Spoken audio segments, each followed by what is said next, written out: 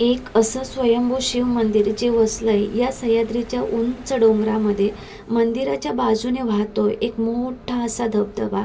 आणि जेव्हा या अशक्य सुंदर सह्याद्रीमध्ये खूप जोराचा पाऊस येतो तेव्हा इथला नजारा काहीतरी वेगळाच असतो. हा नजारा मी खूप वेळा पावसाळ्यात अनुभवलाय, पण उन्हाळ्यात पण पाहावा म्हणून आजचा एपिसोड असणार आहे मार्लेश्वर मंदिरावर.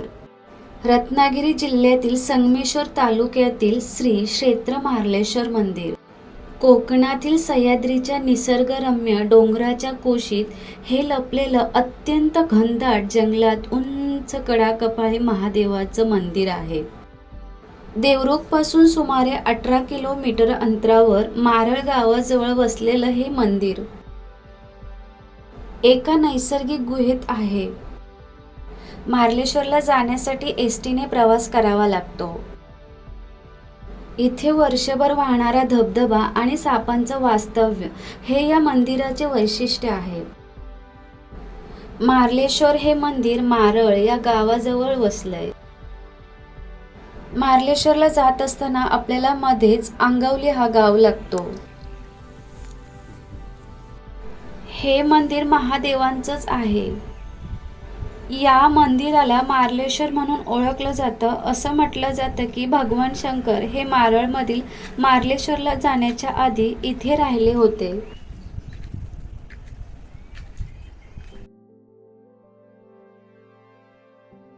इथे एका निसर्ग निर्मित गुहेत भगवान शंकरांचे जागृत शिवलिंग आहे.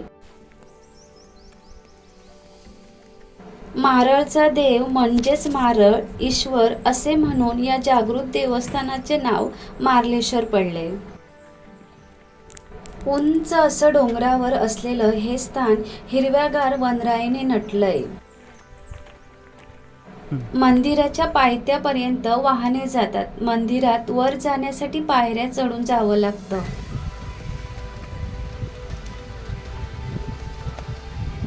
साधारण 550 पायऱ्या आहेत. या पायऱ्या स्वयंभू शिवपिंडी असलेल्या गुहेपर्यंत पायऱ्या बांधल्या आहेत. या पायऱ्या चढत असताना अजिबात थकवा किंवा दमल्यासारखं वाटत नाही, कारण या पायऱ्या चढताना मनात एकच गोष्ट असते, ती म्हणजे मंदिरात पोहोचून दर्शन घेण्याची. जेव्हा आपण इथल्या पायऱ्या चढू लागतो तेव्हा आपल्याला दोन्ही बाजूला उंच असे डोंगर पाहायला मिळतात. वर पायऱ्या चढत असताना आजूबाजूला भरपूर प्रमाणात खाऊची दुकाने आणि जेवणाची सुद्धा सोय आहे.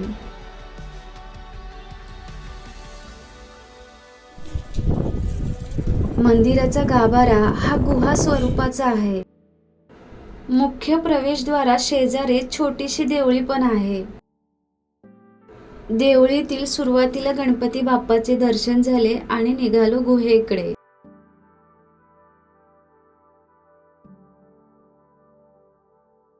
आतमध्ये प्रवेश करताच एका बाजूला मार्लेश्वराचे आणि दुसऱ्या बाजूला मल्लिकार्जुनाचे अशा 2 स्वयंभू शिवपिंडीचे दर्शन झाले.